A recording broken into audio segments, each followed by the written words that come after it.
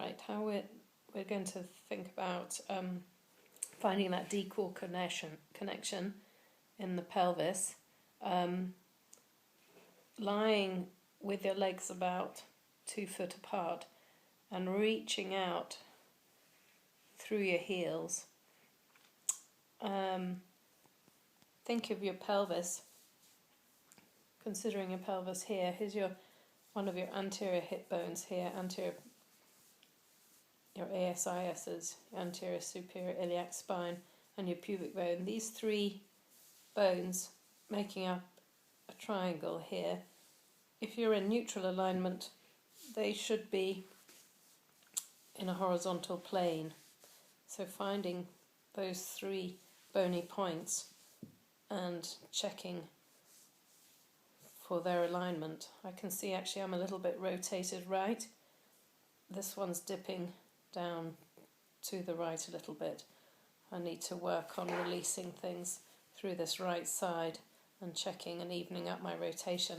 So I can correct that a little bit just by releasing things, by wiggling and releasing and connecting up through my psoas, through the groin, just to ease that and feel for that connection, drawing the pelvis together and the hip into the pelvis to release those superficial muscles that are holding me out of alignment.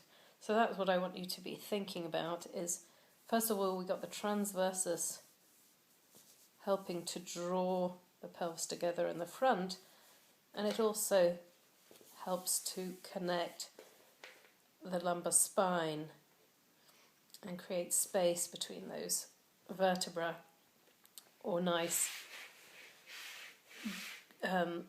stable alignment, gentle control of those joints. So it will narrow the waist. So if I draw in my transversus, you'll see my waist narrow. If I let go, everything draws out. And then if I draw in gently. Now you want to practice this with your breathing. Make sure you don't try to draw in and stop your breathing. You must make sure you're breathing, otherwise you're just substituting with superficial muscles. Okay, so we've got the transversus. We then have the multifidus on the back. So if you think of a guy wire from your pubic bone to your lower back to each vertebra, just out to the side of the vertebra, you can localize it very much to whichever vertebra might be dysfunctional. So just thinking about drawing up from your pubic bone into the lower back to support the lower back. It'll also initiate or come in with the transversus. So when you think of drawing back to your lower back, often that brings in the transversus and you'll feel it fire and start to come in. So when we think of drawing these muscles in gently, really only work 10 to 20% to start with. Just gently tap where you're wanting it to come in, just to facilitate the muscle and give yourself a little bit of proprioception where you want it to come in. My right side doesn't work so well, and I often have to wiggle and release the superficial muscles and tap. And I think of connecting, for my transversus in particular, I think of connecting back to my SI joint on the opposite side of me, just about on the opposite side from where I'm tapping right now. And I might do that in standing. I'll tap right here and put my other hand back on the SI joint where I'm trying to get it to connect, because that will help to support that SI joint with it. Okay. Now with that, so we're going to work on gently drawing in, breathing in and out, in through the nose, and out, and in, and out, as for about the hold of 10 seconds, and then you'd repeat that 10 times, and you'd then try and do 3 sets of those. And I usually say to people, if I do this at night when I'm going to sleep, I'll be asleep before I've finished the 3 sets. Okay. Now with this, the reason I suggest that you have your legs about 2 foot apart is that you can reach out through those hips. So I get people to do a gentle shimmy or reaching out through one hip, reaching out through the other, and then maybe through both and a little shimmy. And then think of, so you're almost trying to distract the hip out of its socket, but at the same time connecting back in through the groin, through what we call, using psoas, which starts down here, comes up through the groin and runs up the back of the front of the spine, behind your stomach, behind all your stomach contents there, and draws that hip into its socket.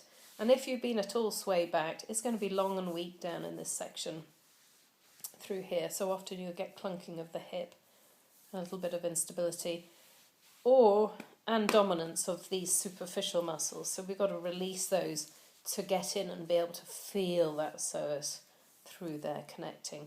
And this is going to help you be freer in your movement in your hips and more efficient in your walking, and for getting your glutes retraining for again for good mechanics and folding and using your hips and knees when bending up and down, squatting up and down, lifting, moving in general, running, and just improving your agility generally. Okay, so we've got transversus, multifidus, the psoas coming up out through the back.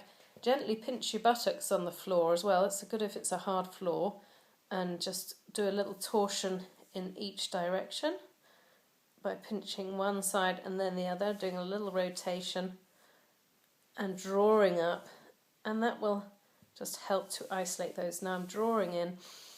If I think of my breathing in through my nose and out through my mouth, definitely tighter through this side. Okay, the bridge then, we want to bridge in that neutral position, lifting up and lowering, gently lifting up, no tail tucking, that would be tail tucking, keeping that tail out, reaching with the tail to the ground first, up so we're not curling down as in Pilates, because we're trying to actually just think of nice alignment, and we're trying to get the glute working on the side there, so we're wanting the lift to really come. I'm pushing down through my heels, but I'm trying to isolate the effort really to my deep sacral glute and my glute there, glute maximus, and not get those haunches coming in too much, the glute maximus, glute medius there. Okay, so that's the bridge. And then just to finish with, we did that little torsioning from side to side. If I can come over on this side, and that's darker on that side. We did that torsioning from side to side through that pelvis, where we're getting a reaching out through the leg and a rotation, because we should have even torsioning to the right and to the left. Often we're held in a torsion because if we've been tail tucked, we've locked up the base of our spine, or our sacrum on the base of our spine. As soon as we get ourselves to neutral, making sure that we're not in tail tuck, that joint can start to loosen up. So this other exercise I get you to do is you're taking your feet way apart, see if I can get this, and knees bent up, still in neutral, so make sure there's an arch in your lower back here, enough of an arch, and then your pubic bone and your two pelvic bones should be in alignment. Check for those ribs, make sure they're not opening up too much. And now we're going to do my favourite exercise here. So you're reaching out with this knee, and I'm pushing through the heel, and I'm driving my pelvis forwards right from this pelvic bone here, right from my ASIS here, using my glute behind, driving forwards, and see if you can see it here, rotating my body, but I've got to keep the knee. I'm rotating my body to the right, but I've got to keep my knee high. I don't want to let it drop right down. That would hurt my knee, and that wouldn't be good mechanics there. I've got to keep that reaching out and spiraling outwards, or rotating outwards, rotating out to the left, even though I'm driving my pelvis to the right, if that makes sense.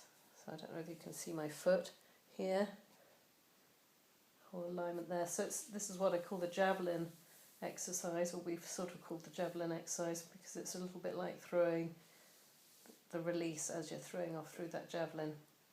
So you'd have your arm extended backwards, and then you'd release your javelin, throw your javelin forwards, having brought your hip through. Now, to come back, we keep the knees wide, wide, wide, wide, reaching out, keeping that pelvis in neutral, so there's a small arch in the lower back, as wide as possible, reaching out, and now we're going to rotate to the other side. So I'm pushing now, I'm transferring to pushing through my right foot, rotating my pelvis to the left, keeping my right thigh turning out to the right, and I'm rotating my pelvis to the left to repeat the exercise on this side. So driving nicely forwards there. I'm getting a nice contraction of my glute maximus right round there at the back. So it's a little bit like a combined clam, bridge, and we do this in gyrotonic and in gyrokinesis, seated on stools. But this is the mat version that I've started teaching people because it works so well for releasing the hips. We're really trying to release the hips and the muscles down the front of the hip and all through here. Mine are much tighter on the right. My left has much better control and much better range and control and function in general. So I have to keep releasing through the right side and getting it to connect. So when you get this connection going nicely, you get a nice hollowing in through the hip bone here. So it really hollows in. My transversus is really working nicely there, even though it's better on this side. You can see that now. Maybe it's good to get the shadow. Right. So I just repeat this, driving and reaching out. So we're getting that contrast of reaching out through a joint to create space and yet connecting in to the joint to draw it snugly into place while you're moving. So you're really working on each moment, in each range, each part of the range of motion, thinking about that connection, reaching out to create the most efficient and good movement, good form, best form. Okay.